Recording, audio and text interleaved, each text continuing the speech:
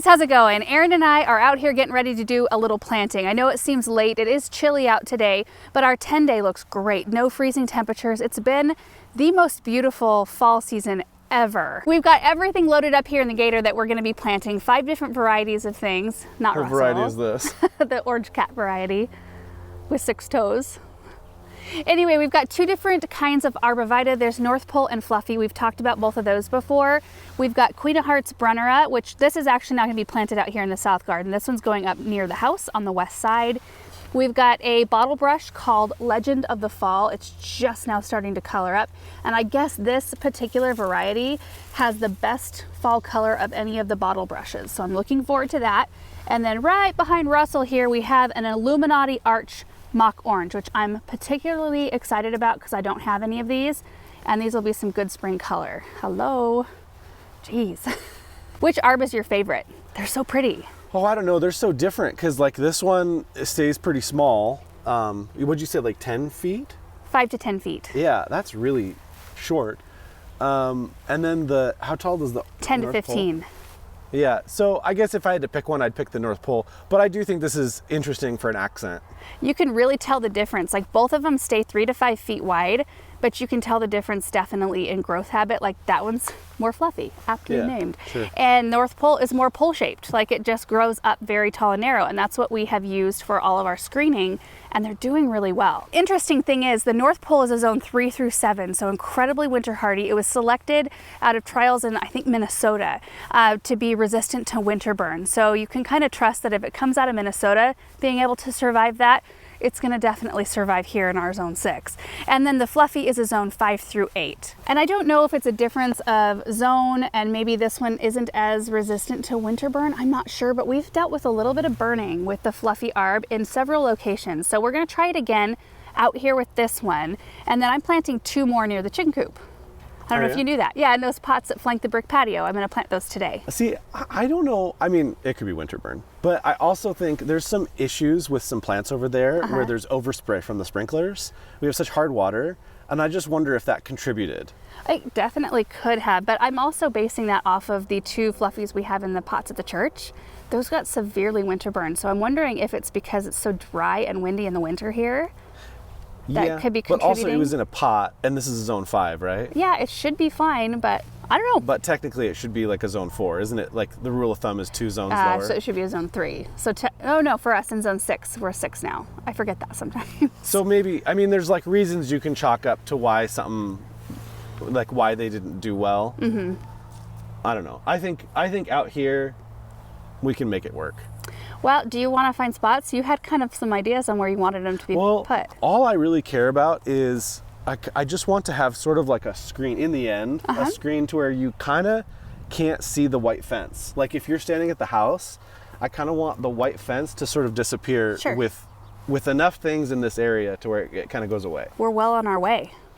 Honestly, I love the neighbors' trees. Love them so much.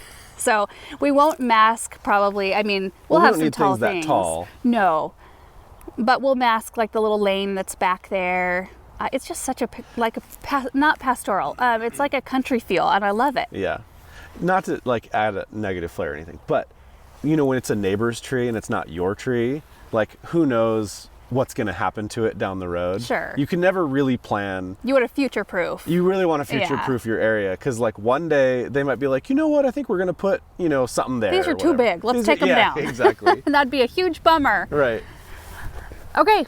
Why don't you put them in some spots? You want to do that or you want me to do that? I feel like you should do it. Either way. I'm sick. Oh. Also, in case anybody is wondering, Aaron does sound a little congested because he's at the tail end of being sick. Feeling much better though. Yeah. I mean, last week we were all kind of like, I wasn't sick, but the kids and Aaron were. Anyway, everyone's doing a lot better, but that lasts sometimes for a little while. All right, let's do this. Find an awesome spot for this. Okay. See how there's no yellow over there? Uh-huh. Well, there's an orange cat, but there needs to be some yellow right over there in that spot. Okay. Ooh, that looks pretty. Now, that Katsura tree is going to get like 20 feet wide eventually, but I don't know how fast they grow. I think we plant it and just see what happens. Yeah, see what happens. That looks good there. I like that a lot. Oh, we have this whole space to fill too. It's exciting. Excitement. We need some spruces out here though, like some big blue stuff Maybe over like here. a big old pine. Or a big pine, yeah, that too. We are gonna have a huge pine right here. That's a Scotch pine. Hey, where's this from? Probably came from the wood chips from somebody's tree, I'm guessing. Oh. Little strand of lights got hit in there. Where are we going now? We'll go plant it. Oh, okay. You don't want to place you know the what? others? On the way, there's some spots that I was thinking for the arbs, Okay. and you could tell me if I'm wrong. Oh gosh, that's so beautiful. Oh, that looks pretty right there. We've had about 2.5 days of rain, so I don't know what the soil is gonna be like.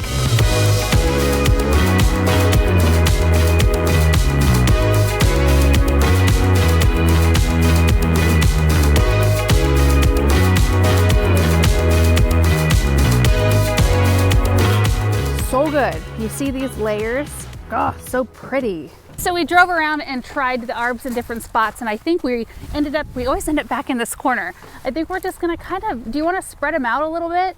Or do you wanna put them kind of close together? Let's just stick one right here. Yeah, let's spread them out. Spread them out? Okay. Yeah. Also, I feel like these could end up getting dug up at some point to replace, you know, bad ones that, like something that dies in our hedge.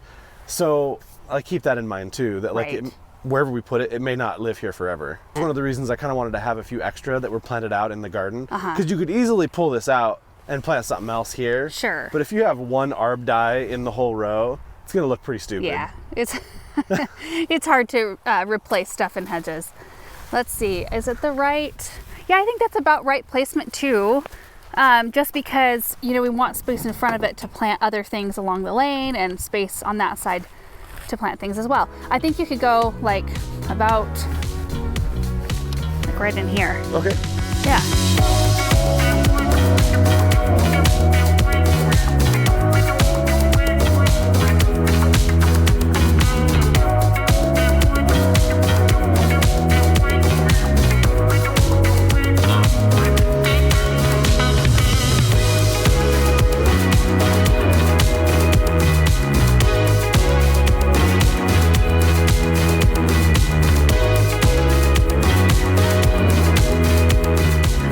Love the arb placement. I do too. I think it's gonna look so great because, you know, 10 to 15 feet tall, that's significant, especially toward kind of the edge of a border. And, you know, we'll have a lot of stuff in between them, but I think seeing like the spires come up at the right distance from each other will really make a difference. And then as we were getting this last one done, I thought it might be really pretty to put the Illuminati arch mock orange right here, kind of ringing this side of the arb. They grow about 4 by 4 and they'll bloom in late spring. So we'll have some late spring blooms out here, which we've got some baptisia over there, so we'll have some color there, and then we'll have some white color here, and these are really fragrant. I think it's a relatively new variety. I could be wrong about that. It might just be new to me, but they're zone 4 through 7. And I think the cool thing about them is that the way that they grow, their growth habit is very different from the traditional mock orange, which can kind of look a little bit messy and unkept. These have very like gracefully arching stems, and so you really, like, you can place them somewhere. They don't get massive like the traditional ones either, and you can just let them do their thing because they're a type that bloom on old wood, kind of like your lilacs and forsythias. So you really just want to either not prune them if you can help it, or you do have to prune them like immediately after they're done blooming if you need to prune them. But a 4 by 4 shrub, very easy to place, and out here they can kind of just grow as big as they want. So I think that'll look really good. I think the next thing we're gonna need to add into this space is something with red leaves, like some 9 barks or smoke bush. Smoke bush would be beautiful right in here. Yeah. Dang, I don't have any of those right now. Let's get them on order. We should. All right. Oh, these are deer resistant. I know that that doesn't matter for us, but it might matter for you if you're interested in a mock orange. Do you want the smaller bit, or are you good with that one? Let's do this one. Okay.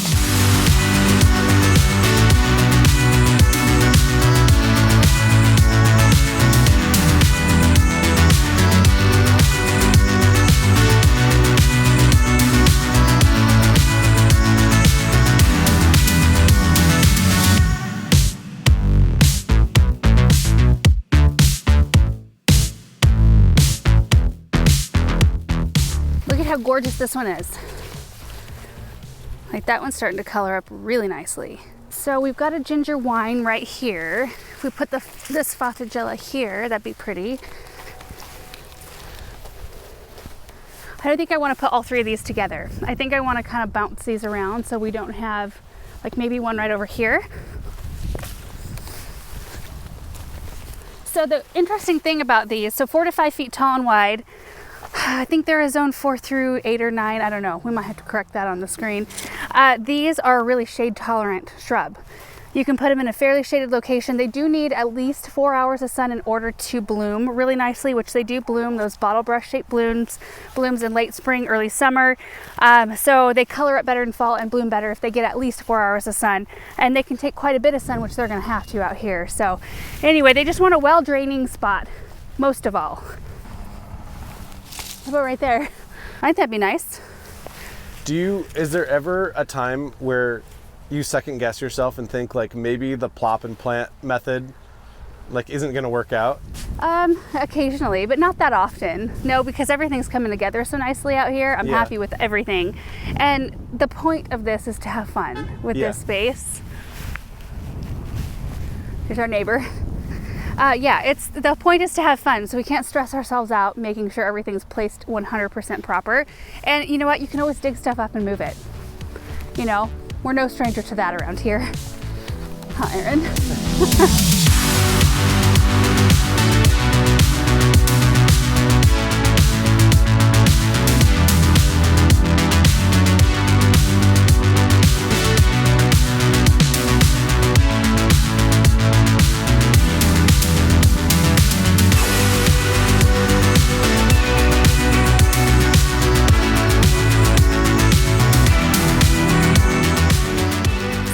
Here by the house, we're going to be planting these Brenneras right behind that boxwood hedge. I think I can get this part by myself. Oh, okay. Thank you for your help with the big holes. Yeah, for sure. I'm going to swap out the auger for the 7-inch because these pots, like we could have used them on the other smaller plants, but since we're going to be in this area, in fact, let me go in here and show you.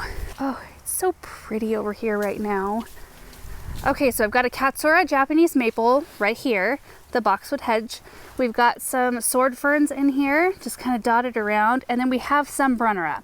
I dug up the Brennera that was around kind of like the pine tree area when we had the pines removed. Some of them survived the transplant, like you can see one here, there's one here, a little guy right there, and there's one over here. But I want to fill in the rest with the Brennera that we have here today. That way we can have like a beautiful silver kind of bold structure back here with fern foliage kind of popping through. These Brennera, they're supposed to get 3 feet wide. I've never had a Brennera get that big here. I don't know if they need like a more temperate climate, more mild climate, somewhere with more rain or moisture, but they do prefer shade. They can take a little bit of morning sun if they need to. I have some that are still planted kind of behind, like along the pallet walkway. They were shaded by some junipers that were there. We had those removed and they've been in full sun, and they were in full sun for over 2 months of over 100-degree temperatures. They look a little sad, like they got burned. They handled it better than I thought they would, but they do prefer a shadier spot. So really tough, like zone 3 through 8 or 3 through 9. And they like alkaline soil. So we've got that going for us, that they can handle that. So anyway, 18 inches tall, 30 inches wide. So I'm hoping though that they will get substantial in size back here. It'll be really pretty. They're incredibly low maintenance. That's the other reason why I want to put them in. They bloom late spring through early summer. Sprays of the forget-me-not blue blooms, beautiful. But other than, I mean, like you don't even have to deadhead them. There's really nothing to do except for clean them up every once in a while. And I leave them up through the winter and just kind of clean them up whatever it's looking bad in the spring. Let's grab one. I'll kind of show you what I'm thinking. So we have an opportunity for like one to go right here. Yeah, let me just get these all set, planted, and then we'll take a look. They look especially pretty contrasted with the yellow maple leaves.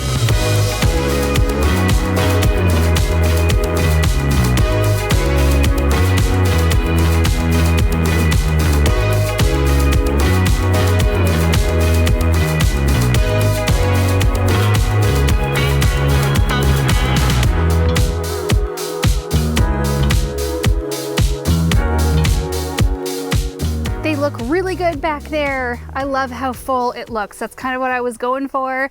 Now we just get to watch them fill in. I might have to address the irrigation in this area. I do have brown drip tubing running throughout this space, but when I was digging the holes, it was quite dry, especially toward this part, and they do need a fairly moist, they want it to be well draining but fairly moist soil. So I'm gonna probably have to either add extra drip in here or maybe replace some that has plugged or something. But we'll make sure to keep them well watered right now. And that's the thing that you do need to remember when you're planting in fall. You can't just plant it and then expect rain, whatever rain you get, to water things in.